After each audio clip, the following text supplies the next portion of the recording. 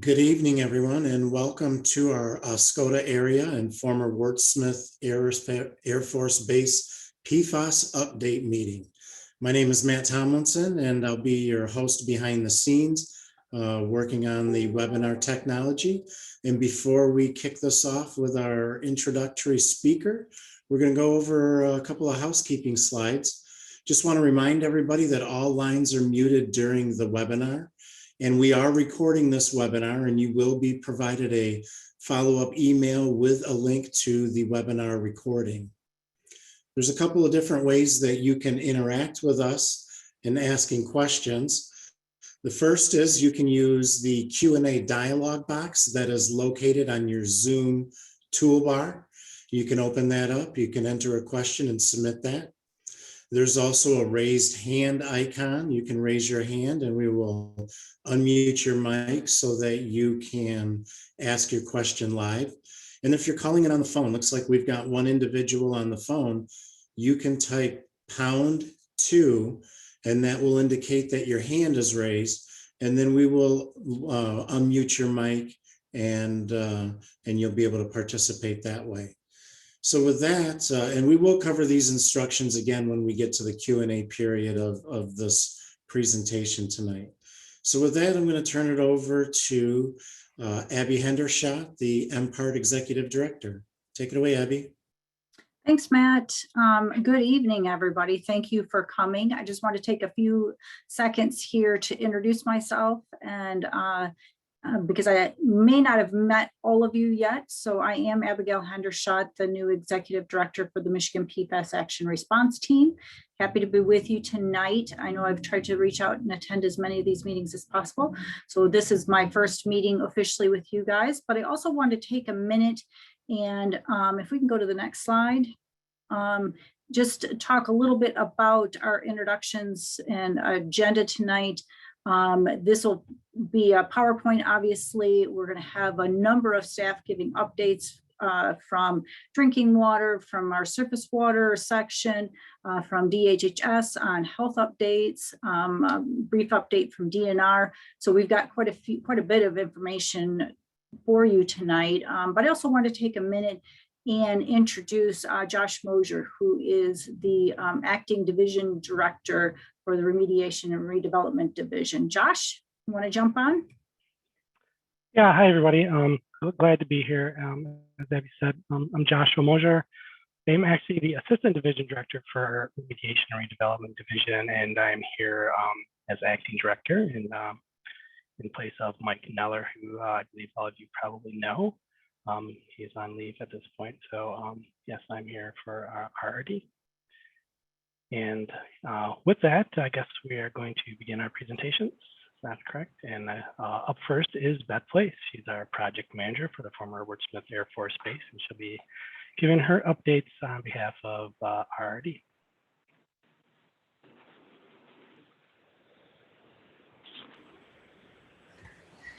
Hi, this is Beth Place, and I had a few technical difficulties getting started today, but I am the former Wurtsmith Air Force Base project manager and from our RD at EGLE. And next slide, please.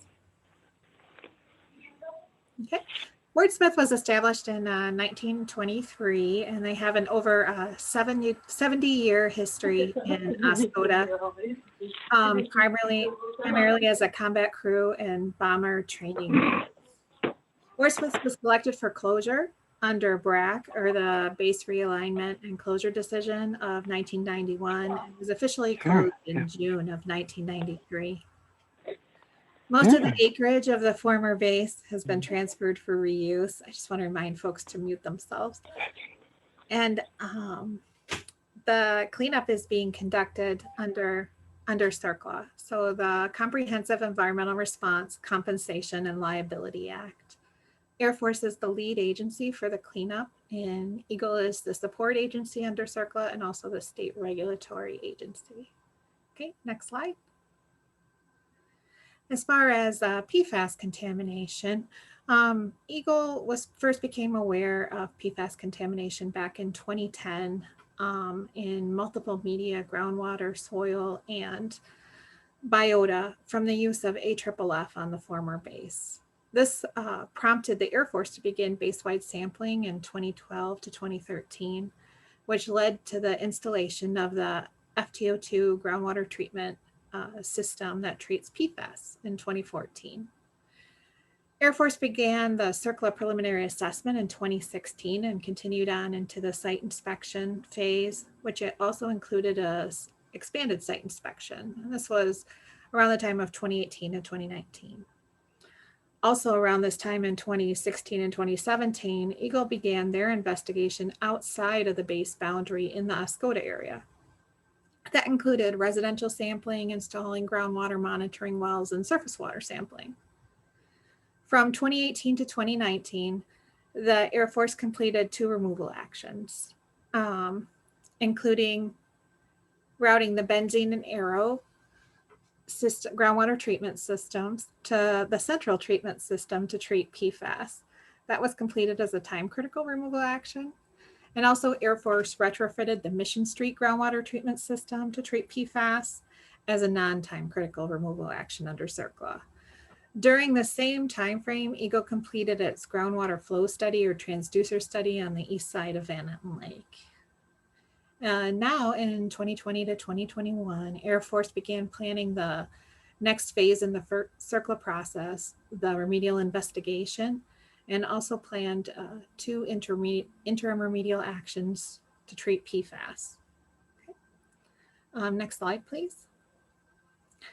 So this is a slide that Air Force shared with us to present today. They may have a more updated one or slightly tweaked tomorrow at the Restoration Advisory Board meeting that Air Force hosts. However, this slide, you can see that it shows where the RI fieldwork and the Clarks Marsh interim remedial action, as well as the Van Etten Lake interim remedial action. And so the good news is the remedial investigation fieldwork began this week, began on the 19th, as far as we know. And it started with groundwater sampling of existing groundwater wells at Wurtsmith. And so that's really good news that Air Force was able to make it into the field season this year.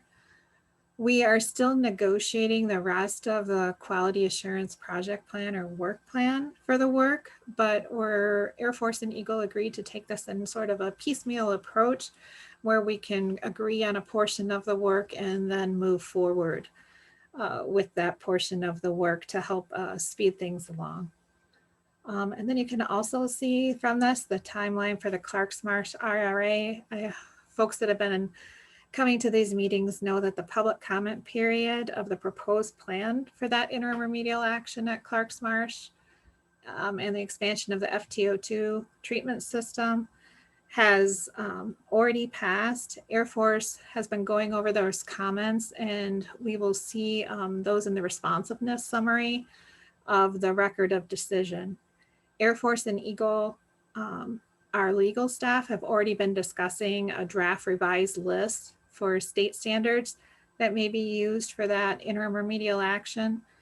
And EGLE hopes we expect to receive the draft record of decision as well as the draft remedial action work plan here in the near future from Air Force, and that remedial action work plan will have more details on the specifics of the design for that Clarks Marsh interim remedial action.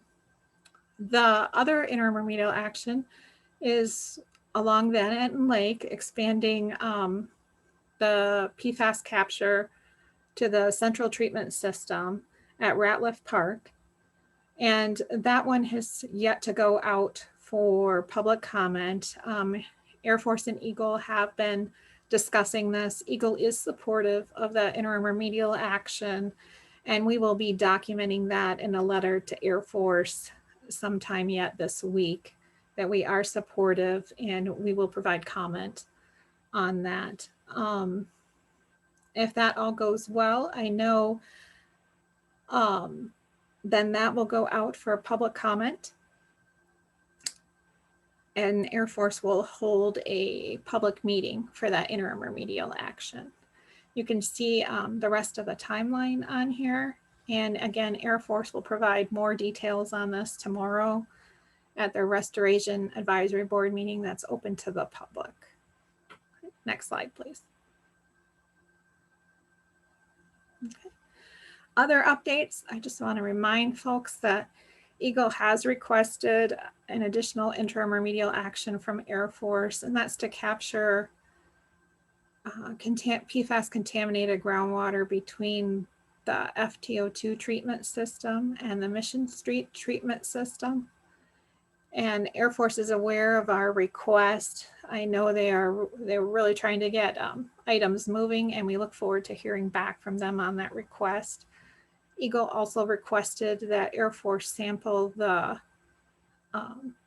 LF3031 treatment system for PFAS in their influent and effluent. That was done during the ESI. Our understanding is that Air Force has completed that. We have not received the results, but we have heard that they were similar to the last time that was sampled, and we're looking forward to a letter from Air Force on that as well. Thank you. Amanda Armbruster will be providing updates on the Oscoda area sites next. All right, thank you, Beth. And good evening, everyone. As Beth said, my name is Amanda Armbruster, and I'm a geologist with EGLE's Remediation and Redevelopment Division. And I'm going to talk about some of the other sites in Oscoda where PFAS has been identified in the groundwater. And while Beth is the project manager for the Wurtsmith Air Force Base, or the former Wurtsmith Air Force Base project, I'm the manager for the Oscoda area sites that don't currently appear to be directly associated with contamination from the former base. So next slide, please. In 2017 and 2018, EGLE began installing several groundwater monitoring wells throughout the Oscoda community to help us evaluate where PFAS was present in groundwater. Some of the wells were installed to investigate reports of fires historically fought with firefighting foam, and others were installed in areas where there were no known sources. Excuse me. This figure shows the location of those EGLE monitoring wells, and many of these wells are sampled on a quarterly basis for PFAS. And I'm going to go through the results for these wells that were sampled in April of this year. And that is the most recent sampling event that we have results for. And there is actually sampling ongoing this week for our next quarterly sampling event, but results will be pending for that. So go ahead and go to the next slide. Okay, this figure shows the Colbath Road area. This is located in the northwest end of Van Etten Lake. There were 4 wells sampled in this area in April, and results for 1 well were above EGLE's drinking water cleanup criteria. PFAS in this area is believed to be associated with a historic fire that was put out with firefighting foam, and there's currently no municipal water available in this neighborhood.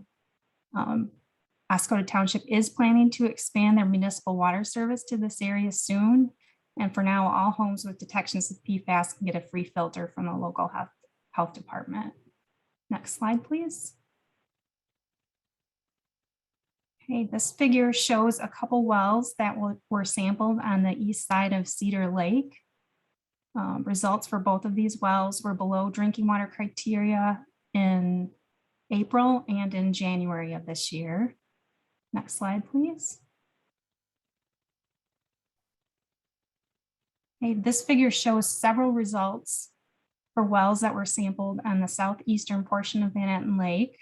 One of these wells had detections of PFAS above drinking water cleanup criteria, and the source of the PFAS in this area is currently unknown, but expansion of municipal water service in this area is ongoing, and homeowners in this area with detections of PFAS can get free filters from the health department.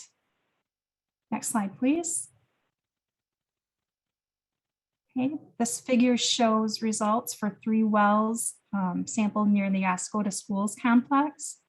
All 3 of these wells were above drinking water cleanup criteria, and contamination in this area is believed to be associated with a fire in a school storage building that was bought with PFAS containing firefighting foam. The school complex is currently on municipal water, but the neighborhood across the street to the north is not.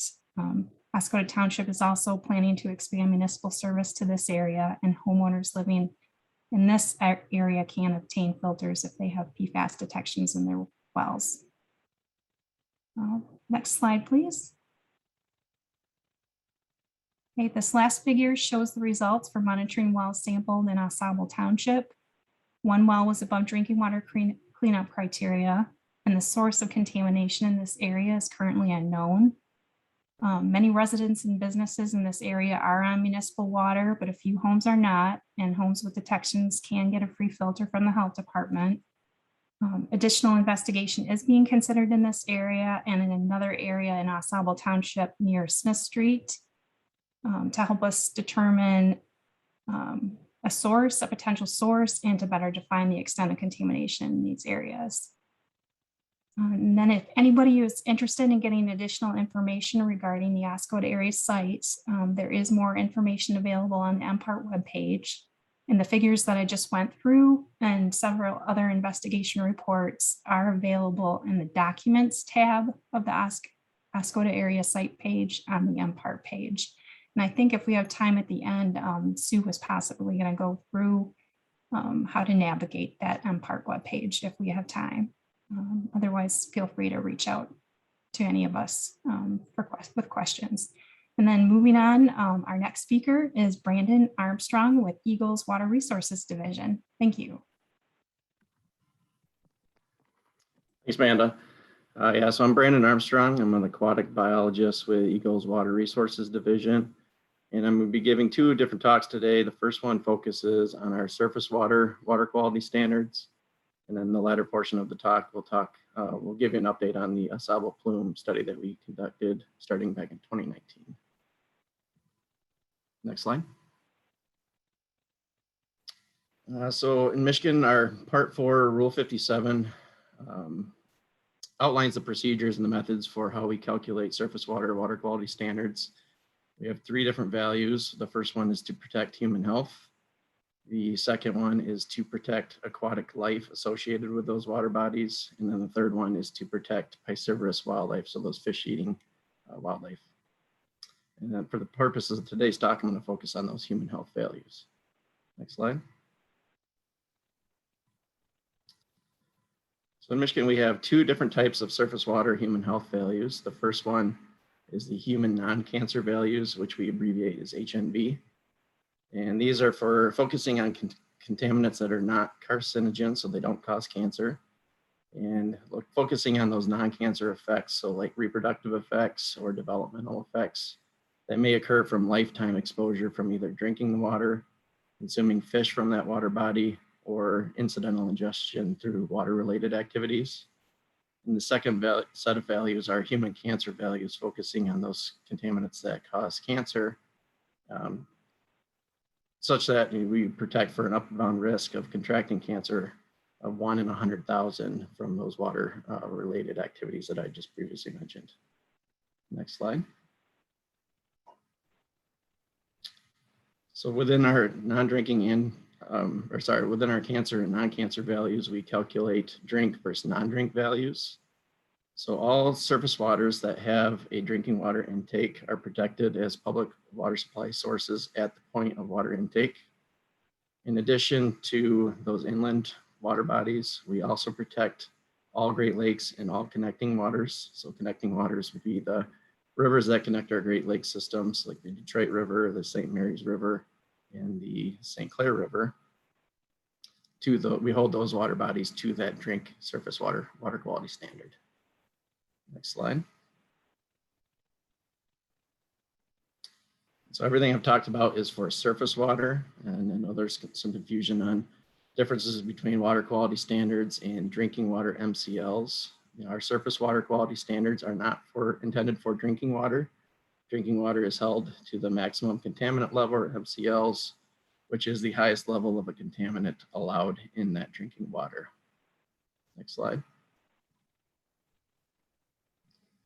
So it can be confusing when we talk about non-drink versus drink surface water quality standards in comparison to those drinking water MCLs. So I put together this hypothetical situation where we have a river with a drinking water intake, and that river flows out into a Great Lake. So at the point of water intake is what we call the critical assessment zone, and that's a 3,000-foot radius around that drinking water intake, such that surface water within that 3,000-foot radius is held to our surface water quality standard drink value. Outside of that critical assessment zone, that surface water is held to those non-drink water quality standards. And then all Great Lakes and all connecting channels are held to the surface water quality standard drink values. Once a water treatment plant takes in that surface water, treats it and sends it to somebody's home, water that comes out of that tap is then held to the drinking water MCLs. Next slide. So in Michigan, we do have surface water quality standards for two PFAS, PFOS and PFOA. This year, we are taking a look at our PFOA values for human health protection. This value was first derived in 2011. So the new literature has been put out there that we're reviewing, and we will be updating the human health values associated with PFOA this year. In addition to updating the PFOA human health value, we are also driving new values for PFBS, both human health values as well as aquatic life values. And then we also took a look at all the PFAS that have MCLs for drinking water. And we wanted to, for surface water water quality standards, we have to know how toxic these compounds are. But we also have to have a good indication of how bioaccumulative they are. So how likely are these compounds going to build up in fish that's going to potentially cause adverse effects in people that consume fish from these water bodies? We don't have a good indication of how bioaccumulative two of these PFAS are, PFHXS and PFNA. So this year we are conducting a bioaccumulation study to help potentially collect enough data to derive future water quality standards for these two compounds. Next slide. So that concludes the water quality standard portion of the talk. I will be able to take questions at the end of all the presentations today. Now I'm going to move into the update to the Sable River plume study that we started conducting a couple of years ago. Next slide. So the objective of this study was to determine the extent of measurable PFAS coming out of the potentially coming out of the Sable River, traveling out into Lake Huron and moving south towards those drinking water intakes, that drinking water intake down by Tawas. Next slide. So I did present on this data back in January, I believe, to this group. So this will be kind of giving you an update on the recent data that we got in April. So some of this may be review for a lot of you, but we wanted to know what concentrations were coming out of the Sable River prior to entering Lake Huron. So we did have 2 collection sites where we collected surface water out in the Sable River. And we had 6 transects out on Lake Huron.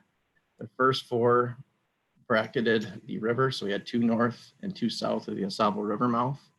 And then we had 2 transects down by Tawas bracketing that drinking water intake.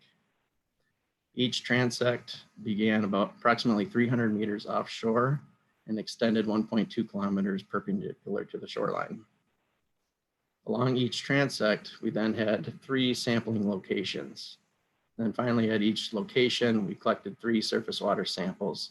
First one being a meter below the surface, the second one being at the mid depth, and the third one being a meter off of the bottom. Next slide. So this figure here just shows where those 4 transects that bracketed the Sable River were in those 3 locations along each transect. Next slide. And then at the bottom portion of this map, you can see those 2 transects that bracketed the approximate location of the drinking water intake. Next slide. And I just wanted to reiterate at every sampling location, we again collected 3 surface water samples. First one being at the near the surface, the second one being at the mid depth, the third one being just above the bottom. And we did this to get a good representation of the water column PFAS concentrations that were out on Lake Huron. Next slide. And we repeated this sampling over the course of 4 different events. We really wanted to assess if there are any seasonal differences of PFAS coming out of the Sable River out into Lake Huron. So we first started collecting samples in July of 2019. We revisited this area in September and then in November of 2019. And then we had plans to collect samples in April of 2020 to pick up any potential spring runoff that may occur in early spring. However, in April 2020, it was just after COVID hit, so that was postponed to just past April in 2021. Next slide.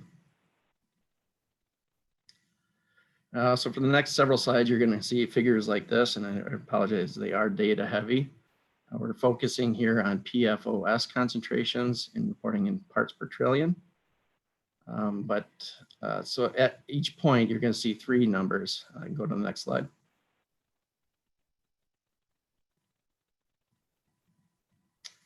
So the 3 numbers at each point represent the PFOS concentrations near the surface, at the mid depth, and just above the bottom. Next slide. And then you'll see a red box around the highest concentration that we observed for this particular sampling location out on Lake Huron. So in July of 2019, the concentrations that we observed in the Sable River were between 6 and 7 parts per trillion. And the highest concentration out on Lake Huron near the river was in a subsurface sample collected south of the river, and it had a PFOS concentration of 3.6 parts per trillion. Next slide. And then further down by Tawas in July of 2019, the highest concentration was observed out in Lake Huron at 1.4 parts per trillion PFOS. Next slide. We revisited this area in September of 2019, and we saw slightly lower concentrations. So if you remember, in July of 2019, the concentrations in the river were between 6 and 7 parts per trillion. Here in September, they were between 2 and 3 parts per trillion. And the highest concentration that we observed out on Lake Huron near the river was 1.8 parts per trillion PFOS. Next slide. And then down by Tawas, the concentrations were similar at 2.0 parts per trillion PFOS or less. Next slide. And then in November 2019, concentrations were similar to what we observed in September. We had 2 to 3 parts per trillion coming out of the Sable River, and the highest concentration that we observed out on Lake Huron was 2.4 parts per trillion PFOS. Next slide.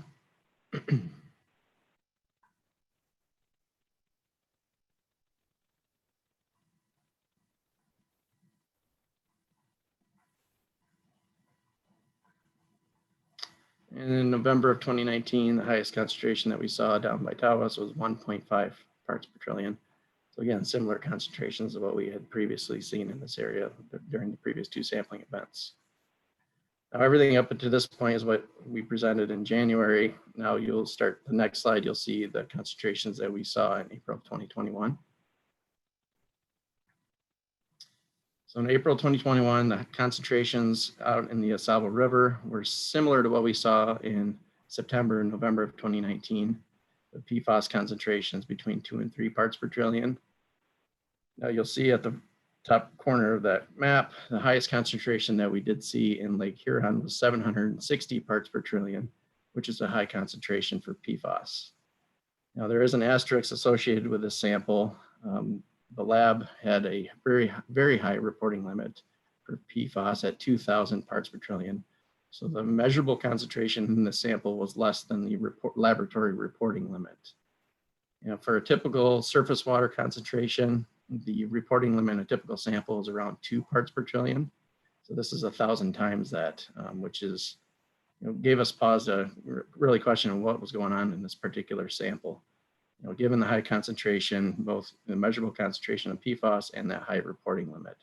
So we did reach out to the lab to figure out why there was such a high reporting limit associated with the sample. And the lab indicated that the sample was discolored and cloudy at the time of analysis.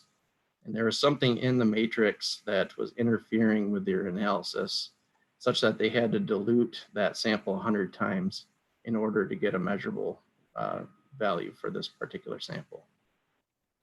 Outside of that sample, the highest concentration that we observed in this area was 2.3 parts per trillion in Lake Huron. Next slide. So the next couple slides are going to focus on that particular sample result. And so 760 parts per trillion out on Lake Huron was a very surprising result. So we wanted to put that in context of what we saw out in Clark's Marsh and samples that were collected in 2020. So those 2020 samples from Clark's Marsh had the highest concentration that we observed in the marsh itself was 660 parts per trillion for PFOS. So that sample that was collected over a mile offshore exceeded the concentrations that we were seeing right in the marsh itself. That 2,000 parts per trillion reporting limit, again, was 1,000 times higher than what we typically see in a surface water sample. So we do have a pretty extensive set of surface water data for PFAS across the state. If you look at the next highest reporting limit for any surface water sample, the next highest was 190 parts per trillion for that reporting limit. And that was in a sample that was collected in a former treatment lagoon in the city of Parchment, and where the PFOS concentration in that particular sample was 7,000 parts per trillion. So this 2,000 parts per trillion reporting limit for this sample is 10 times higher than we've ever seen in any of the other surface water samples. Outside of PFOS, Lake Huron sample, the only other detected PFAS was PFBS, and they had a concentration of 420 parts per trillion, but again, also had another, similar high reporting limit, 2,000 parts per trillion. Next slide. So this particular sample was collected 1.2 kilometers northeast, or sorry, 1.2 miles northeast of the Sable River mouth. Now these samples were collected by our contractor, Great Lakes Environmental Center. And at the time of sample collection, they also assessed in situ data at every sampling location. So they looked at turbidity, conductivity, pH, and temperature at all these sampling locations. Taking a look at that data, this particular sampling location had very similar turbidity and conductivity as all the other Lake Huron samples that were collected that day.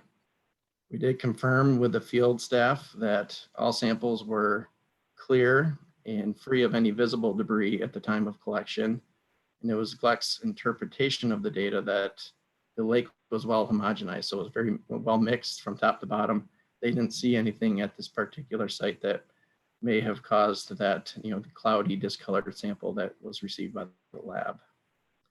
So taking all this into consideration, the high reporting limit, the fact that a sample collected a mile offshore exceeded the concentration that we see in Clark's Marsh, as well as the contrasting sample clarity between what was observed at the lab and what was sent or collected by the field crew, it's clear to us that there was something happened to this sample either during shipment, prior to analysis at the lab, or that this sample was mixed up with another non-surface water sample. I say non-surface water because this is a very high reporting limit, higher than we've ever seen for typical surface water samples, and also a higher reporting limit than we see for typical wastewater treatment plant effluent samples. Next slide. And then finally, in April 2021, the concentrations down by the drinking water intake by Tawas, the highest concentration of PFOS that we observed was 1.6 parts per trillion. Next slide. So that summarizes all the data. Just want to reiterate our study objective, which was to determine any measurable PFAS contamination coming out of the Sable River, out in the Lake Huron, traveling south towards that drinking water intake. Next slide. So in conclusion, over the course of the 4 sampling events, the highest concentration of PFOS that we observed in the Sable River itself was 6.7 parts per trillion, and that was in a sample collected in September of 2019. Overall, the surface water concentrations out on Lake Huron have generally been low for PFOS, typically between 1 and 3 parts per trillion, which meet our water quality standards. Now, I focused it on PFOS concentrations, and for this particular talk, just know that we did analyze these samples for 28 total PFAS analytes. PFOA was generally below reporting limits, or less than 2 parts per trillion. The highest concentration that we observed out on Lake Huron was just under 4 parts per trillion in a sample collected north of the river in 2019. And other PFAS were typically below reporting limit or less than 5 parts per trillion, with the exception of that PFBS concentration that we saw in that one particular sample with data quality concerns. Next slide. So in total, we collected 162 surface water samples from Lake Huron, and 161 of those met our water quality standards for surface water. We did have that one sample collected a mile northeast of the river with a very high PFOS concentration of 760 parts per trillion. But again, we do have data quality concerns associated with that sample. So taking all this into consideration, we are concluding that there is not a significant PFAS plume coming out of the Sable River, resulting in elevated Lake Huron PFAS concentrations that exceed our water quality standards that would be traveling south towards that drinking water intake. Next slide. That concludes my talk, and now I'm going to turn it over to Ian Smith, the Emerging Contaminants Unit Manager for our Drinking Water Division.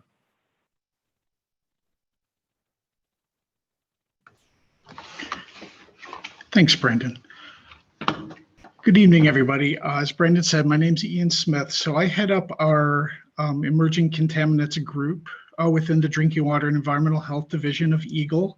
And in that capacity, I help oversee, or have helped oversee, the statewide PFAS survey sampling over the past several years, as well as I've also participated in the promulgation of the PFAS maximum contaminant levels and the transition into our current reality of a world with PFAS regulations in place for drinking water.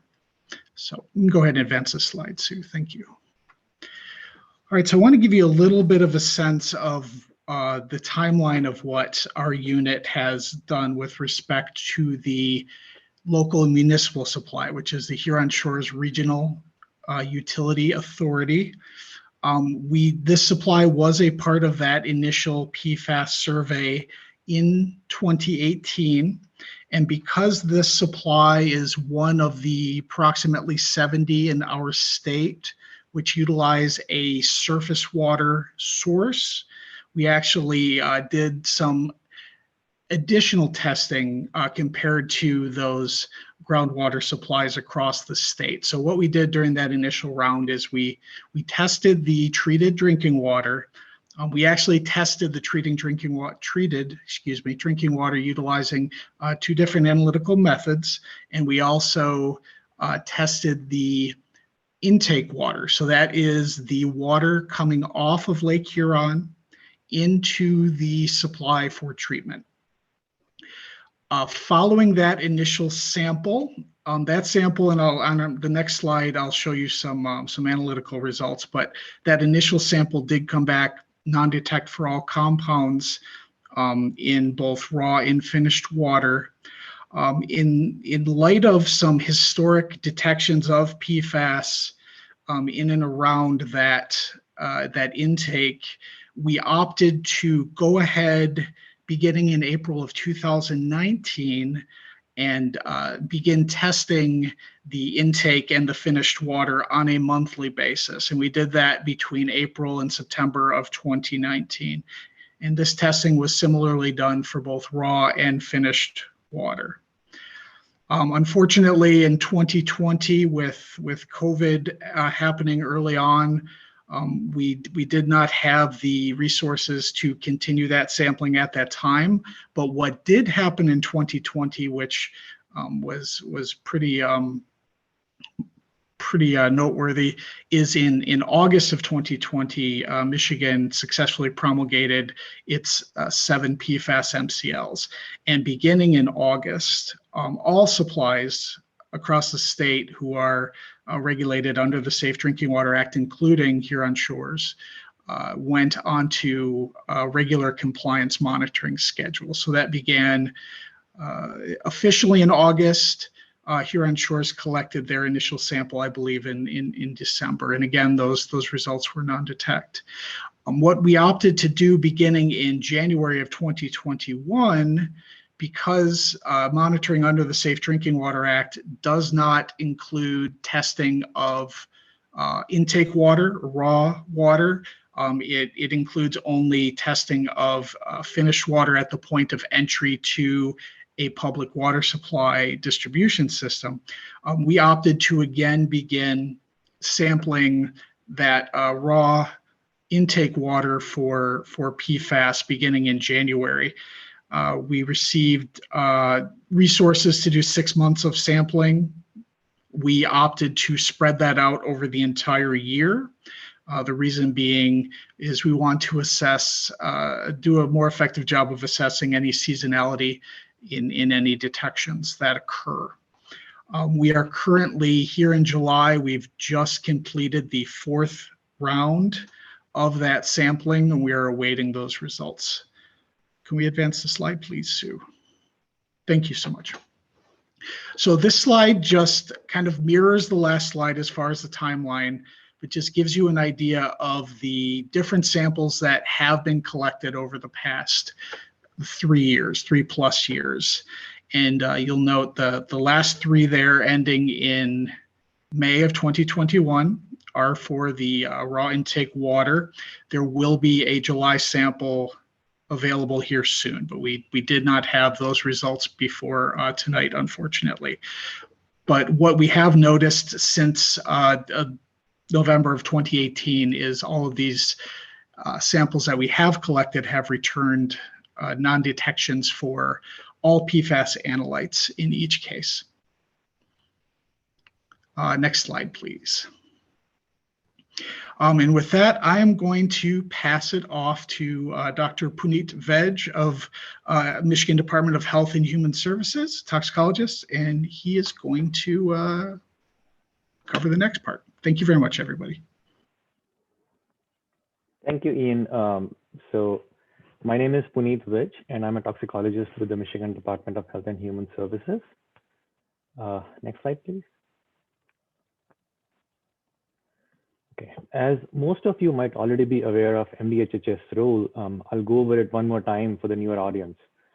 Our primary role is to understand the health concerns facing the community. We closely work with EGLE and other agencies to investigate these PFAS sites. With EGLE, we develop a plan to investigate and address health risks, where EGLE leads the site investigation and MDHHS and local health department leads the public health planning and response.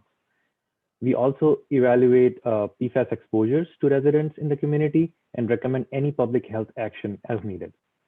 Next slide, please. Most of what we know about the toxicity of PFAS comes from studies of 2 specific compounds, PFOA and PFOS. Adverse health effects have been established in epi studies and lab animal model studies for these PFAS. This slide provides some of the adverse health effects in humans associated with higher PFAS exposure from these epi studies, which includes reduced fertility, increasing the chance of high blood pressure, or preeclampsia in pregnant women, where preeclampsia is a pregnancy condition characterized by high blood pressure, small decrease in the infant birth weight, increasing cholesterol levels, especially total and low density lipoprotein cholesterol. Next slide, please. Increasing the chance of thyroid disease and liver damage, decrease in the immune response to vaccines, and increasing chance of cancer, especially kidney and testicular cancers. Next slide, please. So the MDHHS comparison values are the lowest of the two, screening levels and approved MCLs. Both MDHHS screening levels and MCLs are set to protect everyone, that is even the most sensitive population. Next slide, please. These are the MDHHS comparison values for these specific PFAS analytes.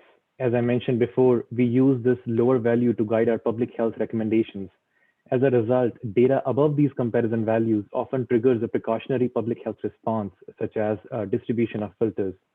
Although the water may be fine to drink in this situation, but this ensures the residents' continued protection while the investigation continues. Next slide, please. The MDHHS resampling effort is to understand PFAS fluctuations in the drinking water wells. And this, along with the source area characterization, will help support our final public health determination. We finished the first round of resampling last year, and this slide provides the round 1 resampling summary once again. In the round 1, we collected samples from 277 wells. Out of those, we had 136 non-detects and 141 detections. Out of those 141 detections, there were 20 detections that exceeded the MDHHS comparison values. Next slide, please. In April and May, we reached out via recruitment letters or phone calls for the residential well resampling round 2 effort. For the first time samples for this round, there was door knocking involved. This round was planned for the month of May to capture most of the seasonal homes. There was also another round of door knocking this month for around 140 homes, from where we did not receive any response. So in this round 2, we collected samples from 241 wells. We have results back from 190 samples so far, and every day we are receiving results. Out of these 190 results, we have 96 non-detects and 94 detections. Out of these 94 detections so far, we have 13 detections that exceeded the MDHHS comparison values. Next slide, please. This slide provides the fish sampling and results updates. Regarding fish sampling, we are still waiting for the 2020 Cedar Lake yellow perch and 2020 Venatan Lake bluegill, yellow perch, and black crappie samples to come back from the lab. Also, based on 2019 sampling in Cedar Lake, the existing advisory of 8 meals per month of bluegill or sunfish of any size due to mercury will be relaxed to 16 meals per month. And in this case, PFAS was a non-detect. Next slide, please. As a reminder, since we are already in summer, foam due to PFAS should be avoided. Amounts of PFAS in foam is usually higher than in the surface water, and swallowing foam could be a health risk.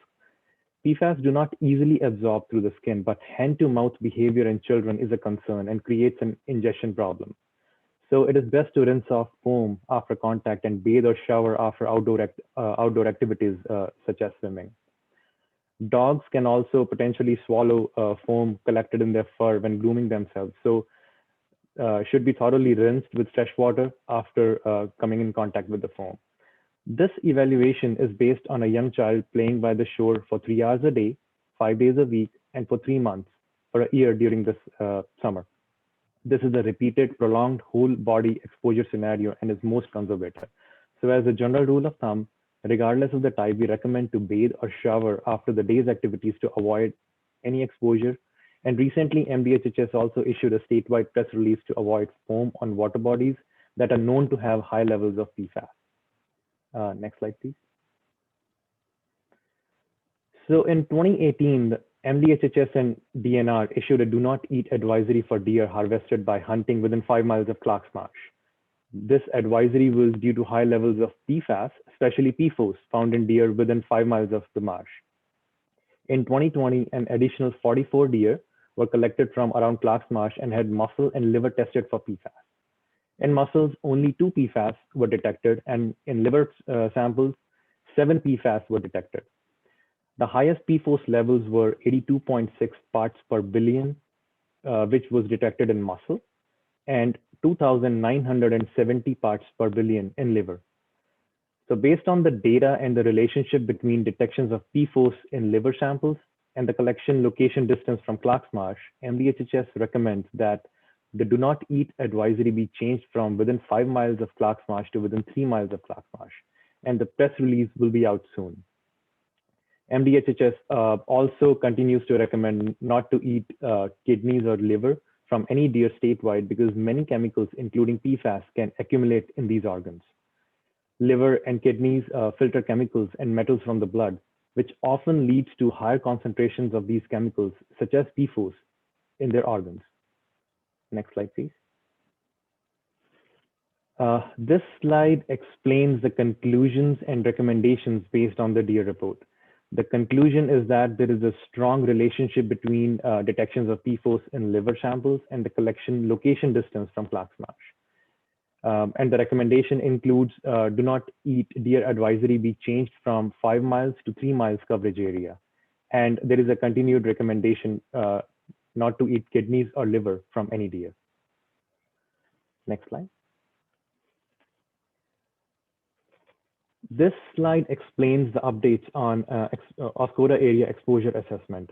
In this exposure assessment, MDHHS will ask for a blood draw and a short survey about the community's exposure sources. We would include not only who live in the Oscoda area, but also those who do not live there, but may hunt or fish in the area. And we'll keep the community informed as we make any progress in the exposure assessment. Next slide, please. These are some of the additional resources for more information about PFAS. Next slide. Okay, thank you. And now I'll give it to Tammy, who is a senior water policy advisor from DNR.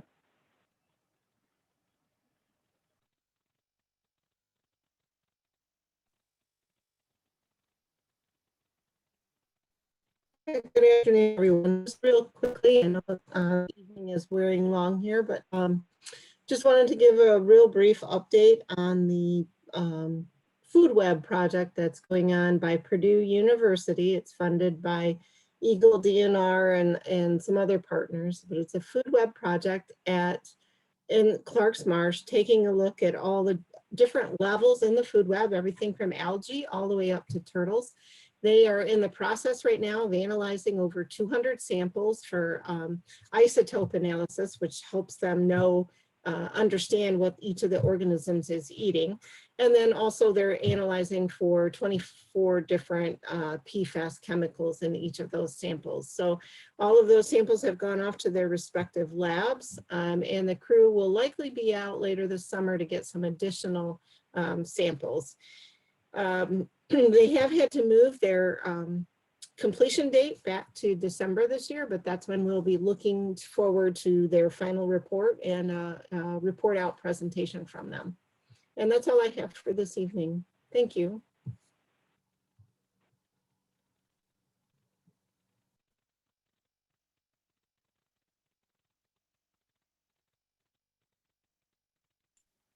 All right, hello everyone. This is Sue Manenti with the Michigan Department of Health and Human Services, and we're going to get started with the comments, questions, and answer session. And I'm going to pop up the slide on how to ask a question again. Or I thought I was, I'm sorry. Let me go back up to that. Apologies. Just want to be sure you have instructions on how to pose your question. And before we get started, I believe Kathy Wooster-Barth from Now wanted to provide some comments. Kathy, do you want to go ahead, please?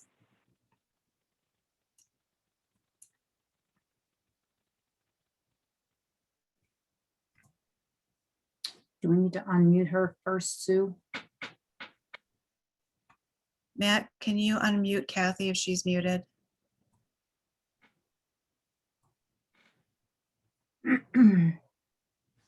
Hey, thank you. Sorry about that. I appreciate you teeing me up first. Sure. I actually wanted to, again, my name is Kathy Wooster-Barth. I'm with the Now Need Our Water Community Action Group. And I just wanted to give some updates for the community, along with all of the updates that the state is giving us. The community has been very busy too. And so I wanted to get everybody up to date on that. There's been some exciting things happening. The Environmental Working Group had a PFAS, its inaugural PFAS conference, which had participation with the DOD, the EPA, the FDA, community members, legislators, scientists, and the industry, and it was a great success. That happened last week. So there was a lot of information to be had, and I believe that that seminar or that conference is recorded, so we'll be able to share that on our Facebook page. We also had the 5th guidance on PFAS testing and health outcomes conference, or I guess webinar. So that occurred in the last week too. Last week was a very busy PFAS week, by the way. And then let's see. There's a Grand Valley State professor recording PFAS stories, and I would encourage any community members that are interested or impacted by PFAS to contact her. I can get information to you if you contact me at the Now Community Action Group. Excuse me, Now Action Group at gmail.com is our email address. The Now group is meeting almost weekly with environmental groups and partners to discuss the needs and the strategies in the Oscoda area. We have an upcoming project that I'm pretty excited about. It'll be released soon. It was an enormous amount of work, and it's going to be released with the comment period related to the Van Etten Lake comment period, the RA. So we will be releasing that. And then one last thing is the No Defense movie that was created, a documentary on our site. We are going to have a screening event in August so that we can, of course, share the information about the site. And we're going to be hosting a tour of the site, a bus tour. We're going to have a welcome reception, the screening of the movie itself, and a panel discussion right here in Oscoda. So we will be sending out invitations and making everyone aware of that event soon. So Sue, again, I thank you for letting me tee up at first, just so I can get all of that out. Thank you. Thank you, Kathy. Appreciate it. All right, let's go to the rest of our questions. And Beth, this first one is for you. It's from Connie. And the question is, please describe the interim remedial action for Clark's Marsh and for Van Etten Lake.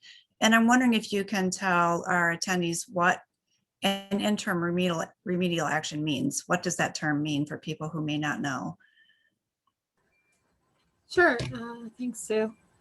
And so interim remedial action, or IRA, as we've been referring to them, they're remedies that happen at any time during the CERCLA process.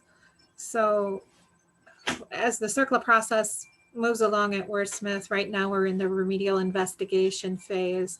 At some point down the line, we will be in the remedy phase for the base, and that may be multiple remedies, or it could, but they'll be referred to as a final remedy. These are interim remedies, and so they happen along the process. Is that sufficient, Sue? Yeah, and then the question is, describe the interim remedial actions for Clark's Marsh and Van Etten Lake. Sure. So for Clark's Marsh, that interim remedial action is expanding the water that's being captured at the FTO2 treatment system. And so adding additional extraction wells was how that was presented in the proposed plan for that. And then with the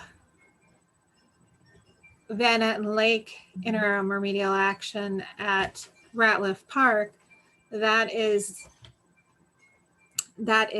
again expanding the capture or the amount of PFAS contaminated water that's going to the central treatment system. And that'll be installing extraction wells along Ratliff Park there. And that proposed plan has yet to come out for public comment. Okay, thank you, Beth. A question from Amanda. Are the schools on municipal water And have municipal water sources tested regularly for PFAS levels? Ian, I think you addressed some of this, but yeah, EGLE, if you can take that question, please. Right. So the answer is yes, because they're utilizing the same water source that Ian was talking about that is sampled regularly. The municipal water for the school is sampled regularly. Okay, thanks, Amanda. Mhm. And from Arnie, this is for Beth. You stated that the Air Force RI fieldwork has started without full approval and piecemeal. I think, Arnie, your questions are continued below here, so I will read the later comment that you posted. So his questions are, has EGLE identified and communicated any data gaps which you want or must be filled during the RI fieldwork ending in 2022? And if so, when will public review of the RI work plan and sampling plan occur? That's his first question. Okay, so yes, the RI fieldwork has started in a piecemeal fashion. That doesn't necessarily mean that that's a negative thing. It just means that as Air Force and EGLE to get into the field this season, it was apparent that we may have to take it in pieces. And so sampling existing groundwater monitoring wells is the first piece of that. That was the easiest one for the agencies to agree on. Okay, and then Arnie's second question, what are the major data gaps? So that's a hard one to really discuss. The work plan is still under negotiation, and so there may be areas where EGLE and Air Force, have agreed that more data is necessary, or we would not be in a remedial investigation. Some of the major things, and we've mentioned this at I believe it was at the April RAB, we have discussed in the past that, EGLE really wants to see the investigation of on the east side of Van Etten Lake, that potential nearshore interaction of the residential wells along the east side. That's something that EGLE would like to see Air Force investigate, as well as if contamination heads to Van Etten Creek, we would like to confirm that Van Etten Creek's the boundary before, with additional data and information before concluding that. We'd also like to confirm that groundwater does not flow beneath the lake, beneath Van Etten Lake to the other side, both now and in the past. So that's something here at EGLE that has been decided. Those are data gaps that we would like to see filled during the remedial investigation. Okay, and then Arnie has one more question. Are significant data gaps existing in groundwater plumes down gradient from the wastewater treatment plant drying beds or lagoons flowing to the Sable River and other areas east of Clark's Marsh and the outfall of Mission Street? The Mission Street treatment system. Yeah, I mean, Arnie, I think we should have a conversation on that, if you would like. Or that's something that'll come out as, once we get past the negotiation portion of the work plan for the RI. It's more than, I would just rather have a conversation about it. That's okay. Okay, sounds like you and Arnie will chat about that. Yep. All right, question from Rex. Has EGLE tested for PFAS at the surface of Lake Huron? And if not, why not? I'll take that question. So I'm with the surface water assessment section, and our protocols typically we don't collect samples right at the surface. We try to avoid any surface scums that may interfere with the laboratory analysis. And then in addition to why we don't sample at the surface, our water quality standards for surface water have two different exposure scenarios. One is for either incidental or purposeful drinking of that surface water, and then also the consumption of fish from that surface water. So both of those exposures are built into our water quality standards.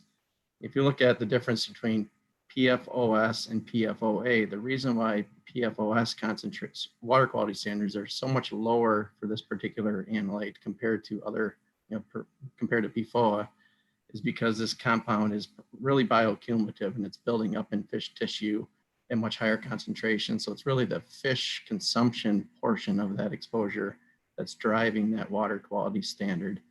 So we want to collect surface water where, in the water column where these fish are being exposed, not right at the surface. That's typically why we collect subsurface samples. Okay. And a question from Connie. For the samples collected in Lake Huron, did you collect duplicates so that maybe the high 2000 part per trillion concentration could be confirmed? And Brandon, it occurred to me during your presentation that I'm not sure everyone understands what a reporting limit is.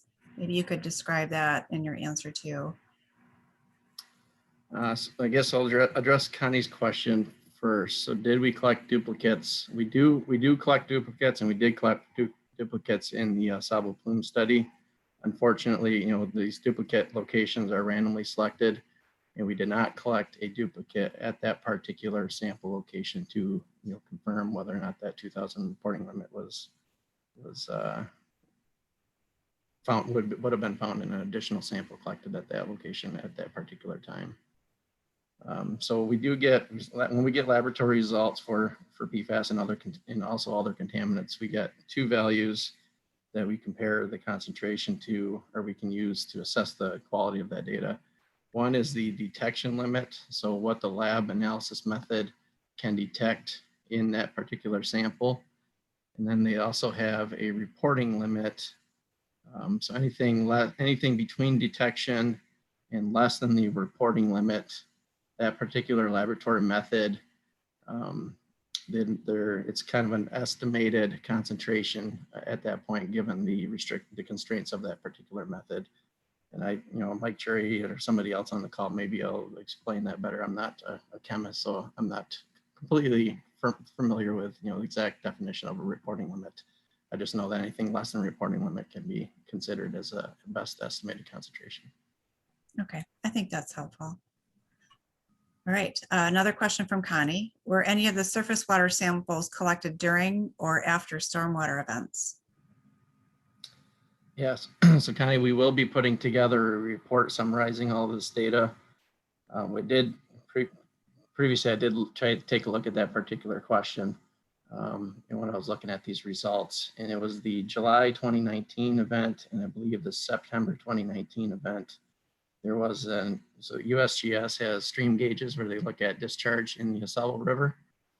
And for both of those sampling events, the discharge in the river prior to sample collection was increased. I think the July one was like something like 500 cubic feet per second increase. So a pretty significant increase in the Sable River, which indicates that a rain event had previously occurred prior to sampling. All right, thanks, Brandon. And a question from Rex for EGLE. Has EGLE collected a far offshore water sample to use as a comparison to the nearshore samples? And if not, why not? We have not collected any offshore samples from Lake Huron. If we were seeing, so again, the Sable River study was to characterize the water column concentrations in the nearshore area to get a representation of what concentrations are out in Lake Huron that may be heading towards that drinking water intake. If we were seeing elevated concentrations out on Lake Huron in those samples, yes, a offshore shore sample would be beneficial to get some kind of level of a background concentration for Lake Huron. We just weren't seeing anything out in Lake Huron that would justify sampling offshore. Okay, thanks, Brandon. Question from Connie. Can you explain why the results for the fish sampling are still pending, given that the samples were collected back in 2020? Yeah, so the 2020 fish samples from Van Etten Lake, we collected those through the ice in February of 2020. So right after we collected them, we brought them back to our facility, put them in the freezer, and then COVID hit.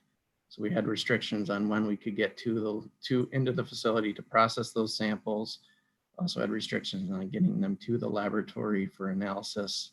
So there's just additional delays that we had to deal with last year. That's the reason why those results are still pending. Okay. And we have a question from Anonymous. Why is the surface water not being tested and monitored coming out of 3 pipes that flows directly into the Sable River? The few samples shared with the public taken by the DEQ show this contamination well over the groundwater allowable limit. Should this not be monitored on a continuous basis as this goes directly into Lake Huron? And we're talking about the 3 pipes location. Assuming those 3 pipes, they're talking about the treatment system, and Charlie Bauer is probably on the call. He could speak to what monitoring is being done at those treatment systems. Yeah, it's not a treatment system, Brandon. It's actually a location on the river. Beth or Amanda, are you familiar with 3 pipes? Yeah, so this is Beth. The 3 pipes drain does not charge directly into, I think this said Lake Huron. It does go drain into the Sable River. So it's not a discharge from a treatment system. I know that's come up in the past at some of these public meetings, and there have been high samples collected in the past. So I guess we can just circle back on that one. Again, on how often it's monitored. It's not something that would be routine for us to monitor. And then discharges to surface water or the surface water in the river again would be held to our water quality standards and not those MCLs. Thanks, Brandon. All right, and a question from Linda. Is there somewhere Van Etten Lake residents can have well water tested to see if it's safe to drink? I can take this one, Sue. Yes, you can get your water tested, and there is a resampling effort going on right now. So please contact me, and I think I'll add you to the list. I think Sue will share the phone number as well as the email ID in the end. Yeah, I'll scroll back to the slide with Puneet's contact information and hover there for a minute, Linda, so you can get that. All right, and a comment and a question from Daniel. Excellent presentation by EGLE and MPART. Thank you. And his question is MPART satisfied with the diminishing concentrations of PFAS within the existing Clarks Marsh and Van Etten Lake due to the effectiveness of existing filtration systems and upcoming increased filtration work? So is MPART satisfied with the concentrations in Clarks Marsh and Van Etten Lake? So this is Beth. I can take part of this, and Abby or Josh can chime in here too if they'd like. Overall, they're based on the information that we've seen, Clarks Marsh concentrations have declined from the FTO2 treatment system. So that's very positive. More work needs to be done in that area. So I think, I think that's kind of a 2-part. We're still looking for to diminish concentrations further and farther out in that area.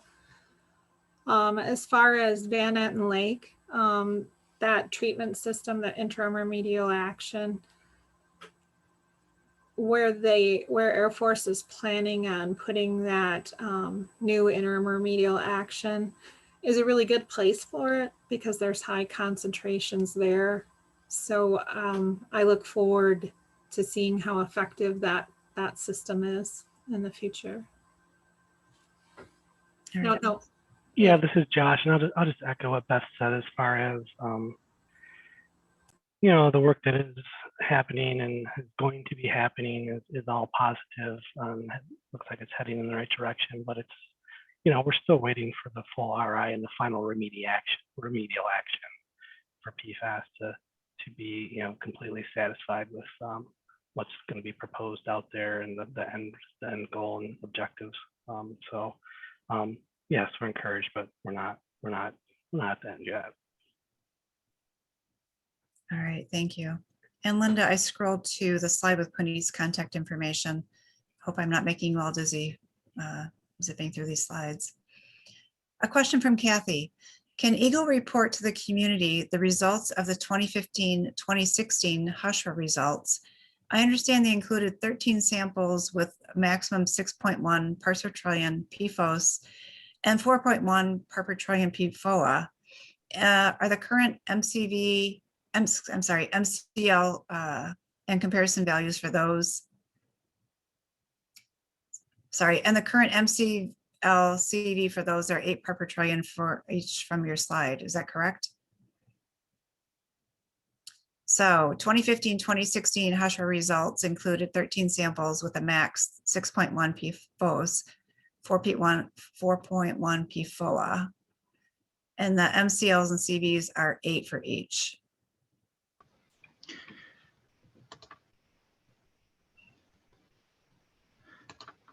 I guess, Sue, the one, this is Ian. The one thing that I will point out with regard to the MCLs is that those apply to, and I don't have those results in front of me, but I did want to point out that those values, MCLs, apply to treated water at the point of entry.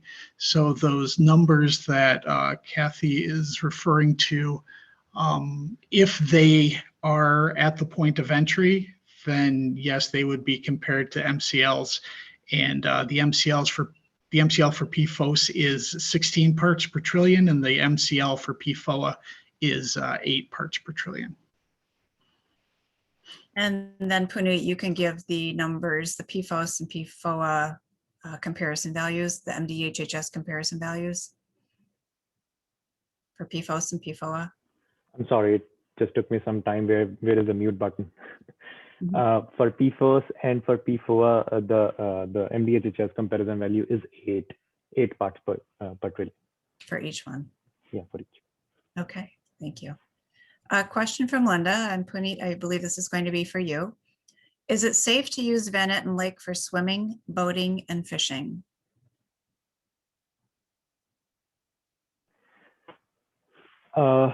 Yes, you can use Van Etten Lake for recreational purposes such as swimming, boating, or fishing.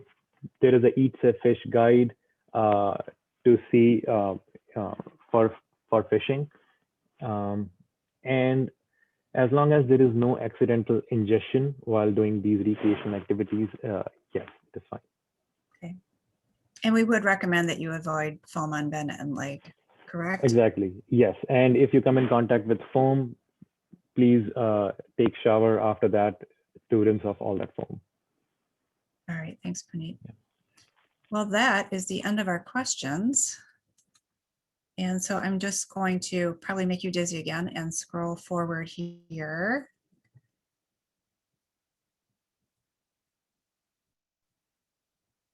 All right, I just want to remind you of the RAB meeting for tomorrow night. It's from 5 until 8 p.m. And if you are interested in attending that, you can find the registration information on the MPART website, and I'll pop that up here in just a second and show you how to find that. I do see that 2 more questions came in. So one from Anonymous. No, the discharge from 3 pipes is way higher than the Michigan standard directly that comes from Clark's Marsh.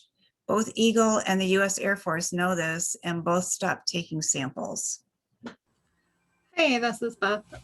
So I just want to mention that, Air Force is currently doing the remedial investigation. And so looking for sources of contamination and further characterizing is all a part of the remedial investigation.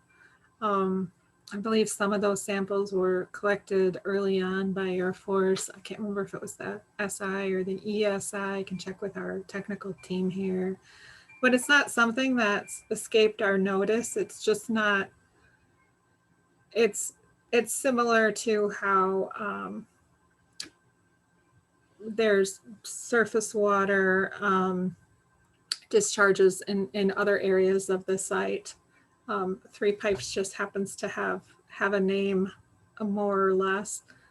I know, I mean, essentially the remedial investigation will further characterize, and then the long-term remedy will address.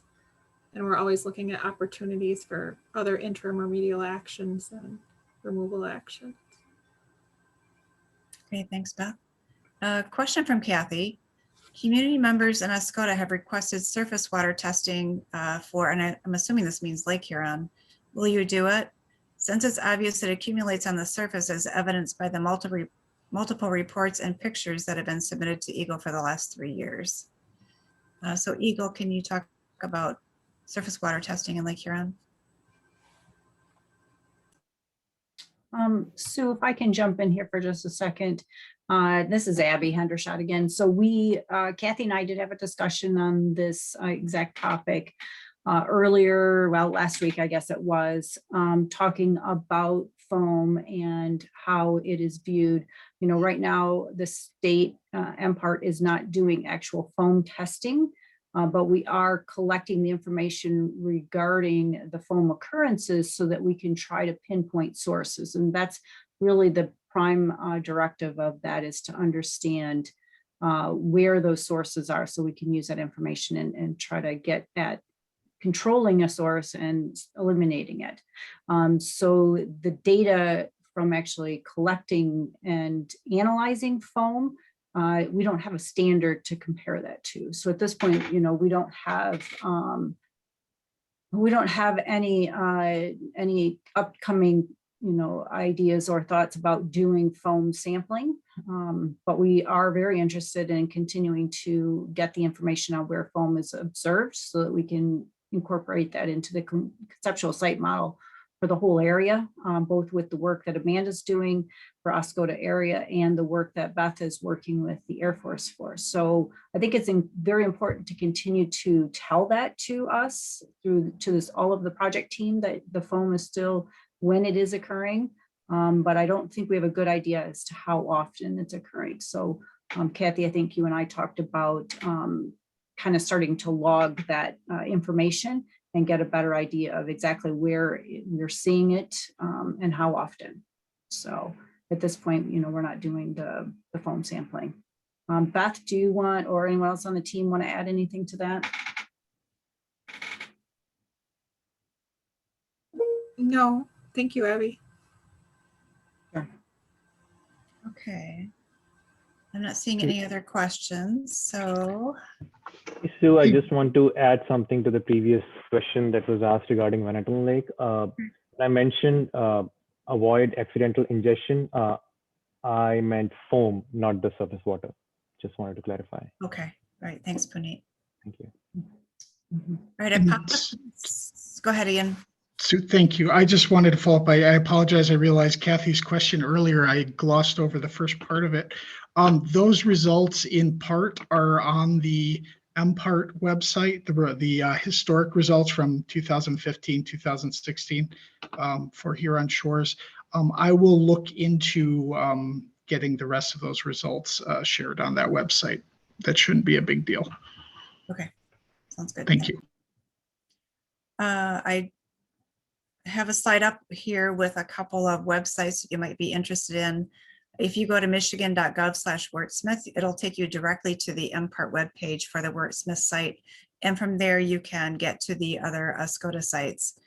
And then obviously our PFAS response website is michigan.gov/PFAS response. And you can also search for Wurtsmith and Oscoda there. I do see a question came in from Arnie, and this is a question for Puneet. You said that Clark's Marsh deer sampling for 1 or 2 deer with muscle with detectable PFOS at 82 parts per billion. Not quite sure of your question, Arnie. Maybe he's asking if there were 1 or 2 deer that had PFOS at 82 parts per billion.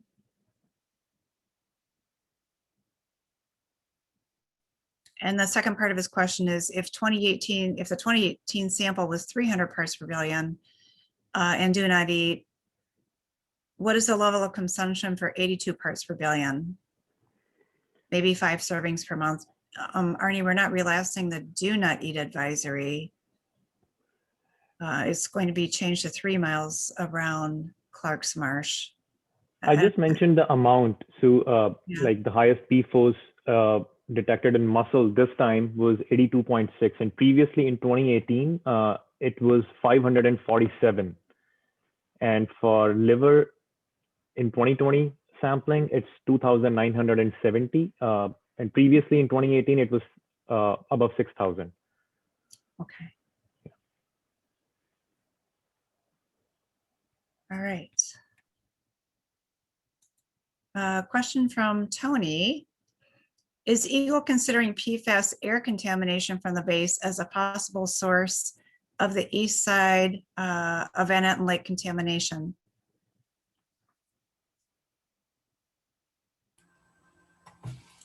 So the remedial this is Beth again. So the remedial investigation work plan is still under discussion with Air Force. That is, I know Air Force does have some planned sampling to look at the potential for contamination from the former airstrippers at the base.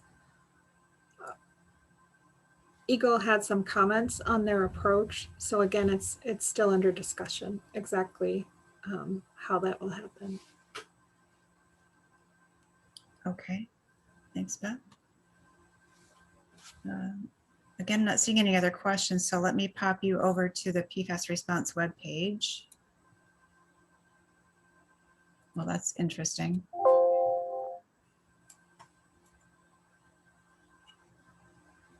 The state apparently doesn't want to let me into the PFAS response webpage at the moment.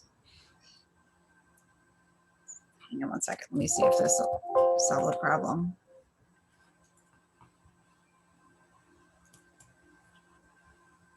All right, give me a second here. I have a lot of screens open, so let me just go to the browser.